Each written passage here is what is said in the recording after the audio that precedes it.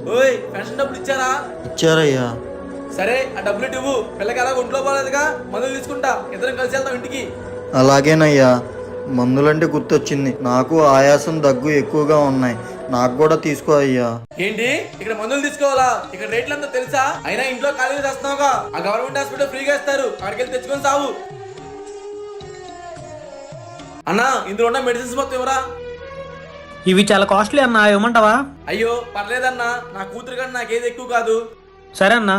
ఎవరన్నా పెద్ద అయినా ఇందంచి ఓ గట్టి గట్టిగా అరుస్తున్నావు? అతనా మా నాన్నన్న, అతనికి పిచ్చి, ఏదేదో మాట్లాడుతూ ఉంటాడు. అవునులే, నీలాంటి కొడుకుని కన్నా ప్రతి తండ్రి పిచ్చోడే. ఓయ్ ఏం మాట్లాడుతున్నావు అన్నా? మరి అలా మాట్లాడికి ఇంకెలా మాట్లాడతాడు? నీ కూతురి ఆరోగ్యం కోసం నువ్వెలా తపన పడుతున్నావో ఒకప్పుడు నీ గురించి తపన పడిన వ్యక్తి అతను. నీకు పిల్లలు ఉన్నారుగా, ఆయనకు పట్టిన పిచ్చే నీకు పట్టింది. ఎందుకైనా మంచిది, జాగ్రత్త. తల్లిదండ్రులు చూసుకోవడం భారం కాదు, అది మన బాధ్యత.